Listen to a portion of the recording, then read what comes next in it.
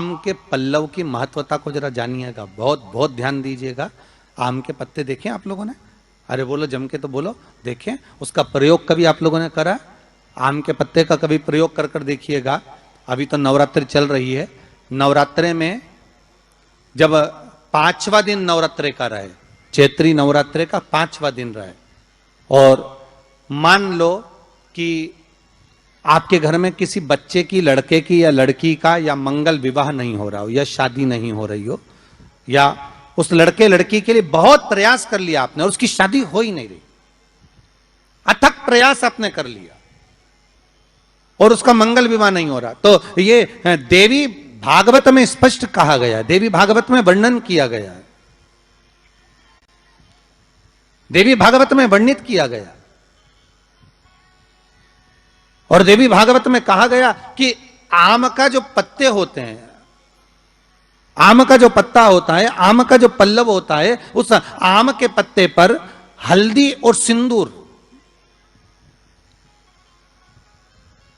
इन दोनों से स्वस्तिक का निर्माण किया जाए। देवी भागवत का संवाद है, बहुत ध्यान देना महाराज। जिन कन्याओं का विवाह ना हो पंचमी के दिन, नवरात्रे की कोई सी भी पंचमी, मतलब जो पंचमी तिथि पड़ेगी, कोई भी नवरात्रा हो, चाहे वो 4 नवरात्रे में से, चाहे वो पौष का हो, अश्विन का हो, चैत्र का हो, आषाढ़ का हो, किसी भी नवरात्रे में आप कर सकते हैं।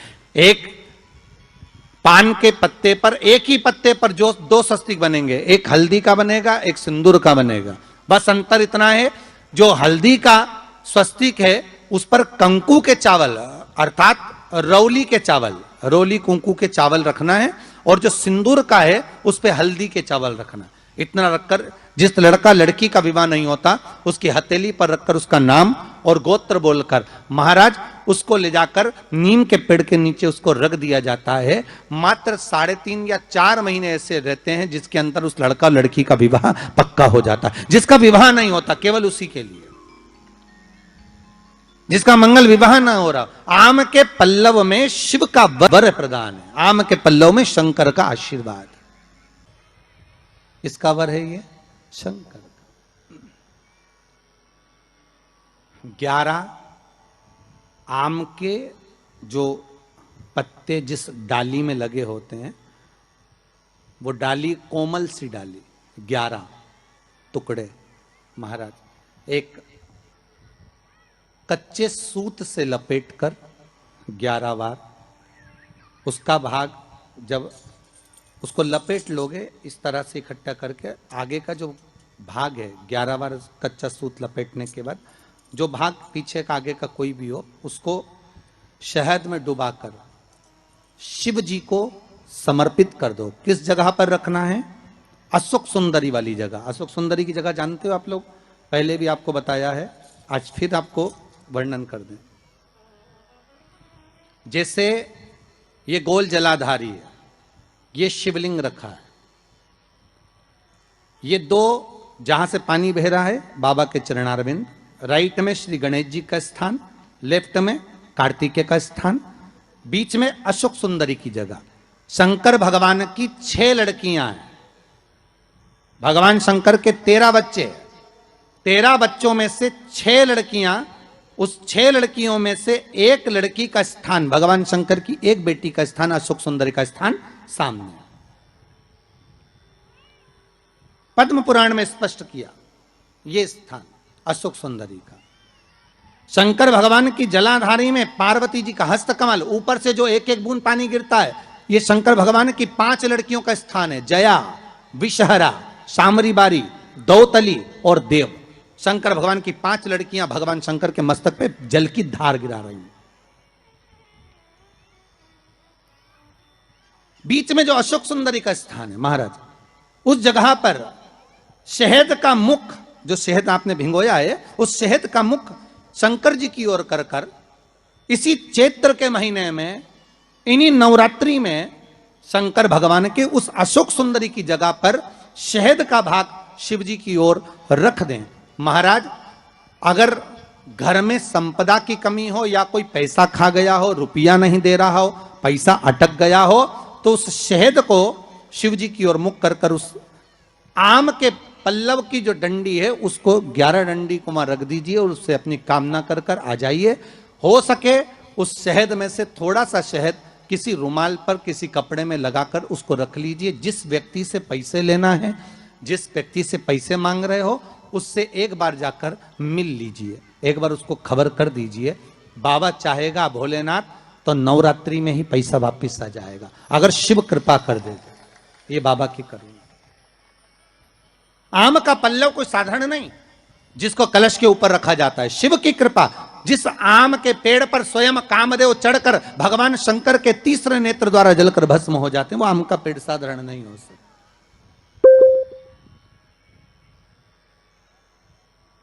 सहज नहीं है।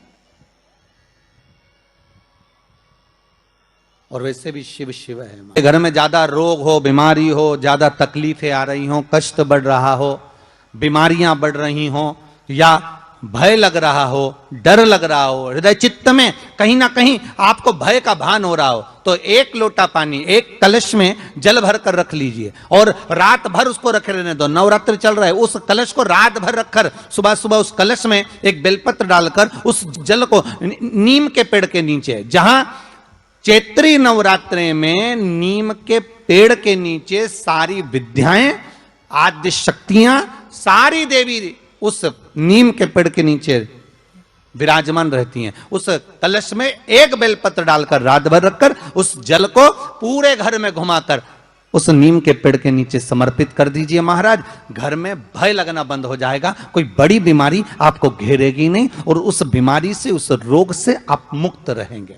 उस बीमारी से, उस रोग से आप मुक्त पाएंगे। वो बीमारी आपको घेर नहीं। विश्वनाथ को कुछ नहीं चाहिए, मेरे शंकर को चाहिए क्या?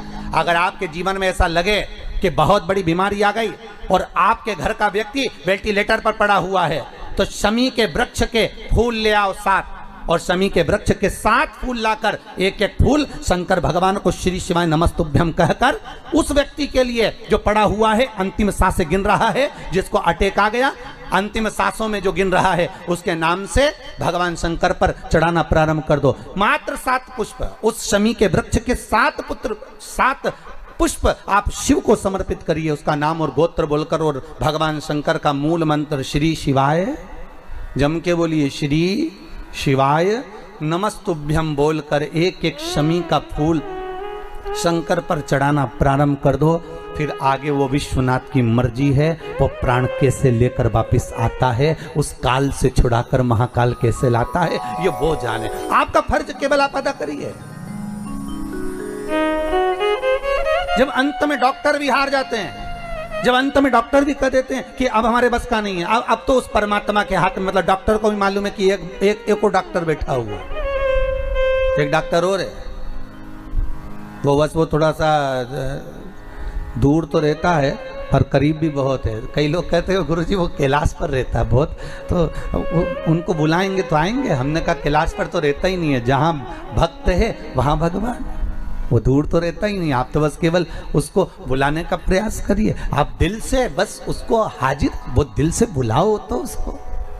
इसलिए देवी भागवत में लिखा है कि नवरात्रि में एक दिन, जैसे प्रतिपदा है, पहला दिन है तो एक कन्या का पूजन करो, द्वितीया है तो 2 कन्या का पूजन करो, तृतीया है तो 3 कन्या का पूजन करो, चतुर्थी है तो 4 कन्या का पूजन करो, पंचमी है 5 कन्या का पूजन करो, छठ है 6 कन्या का पूजन करो, सप्तमी है 7 कन्या का पूजन करो, अष्टमी है 8 कन्या का पूजन करो, नवमी है, जम के बोलो, 9 कन्याओं का पूजन करो।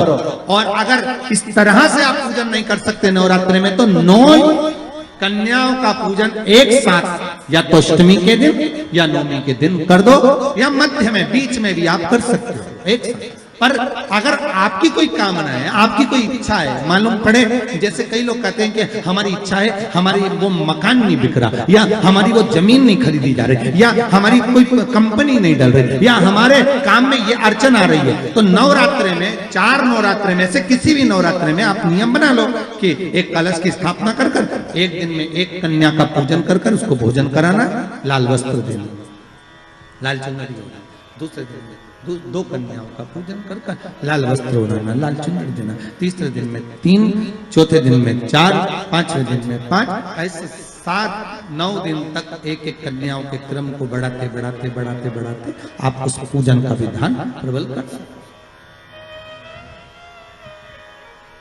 क्या मैं नवरात्रि में अगर मान लो कोई साधना करना हो तो कौन सी साधना करना चाहिए? हम किसकी आराधना करें? हम 9 दिन तक किसकी साधना करें? तो अगर बन सके तो देवी भागवत में सबसे सुंदर साधना यही है कि हम एक दिन में एक कन्या के चरण धोकर पूजन कर कर उस कन्या को भोजन कराकर उसका स्मरण करें।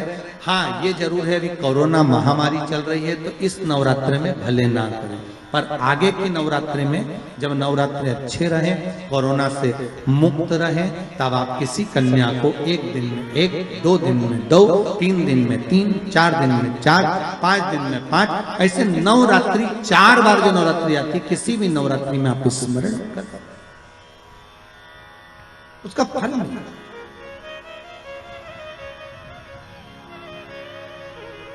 उसका फल होगा।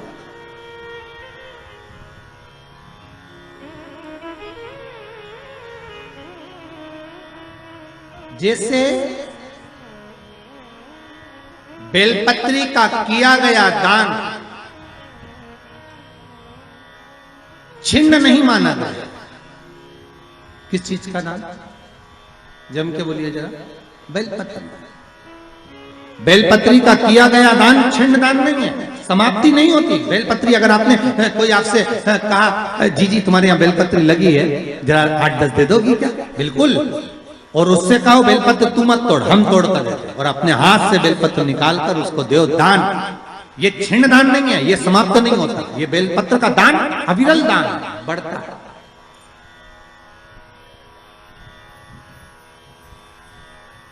सुख का भान ये छिन्न होने वाला नहीं। अभी प्रिय है पुष्प में आंक का पुष्प, जो आंकड़े का पुष्प होता है शंकर को बड़ा प्रिय है। और दूसरे नंबर पर शंकर को प्रिय है शमी का पुष्प, बहुत ध्यान देना महाराज। तीसरे नंबर पर शंकर को प्रिय है महाराज सरसों का पुष्प। सरसों होती है ना, जो राई अपन बोते हैं, सरसों बोते हैं, उसमें पीले कलर का जो पुष्प लगता है। हमारा तो निवेदन रहता है जब तक सरसों आए तो प्रयास करा करो कि सरसों के 108 पुष्प शंकर भगवान पर चढ़ाना प्रारंभ कर दो। महाराज ये पक्का है कि वर्ष भर कोई बड़ी बीमारी आपको घेर नहीं सकती अगर सरसों के फूल शिव को चढ़ रहे हैं तो।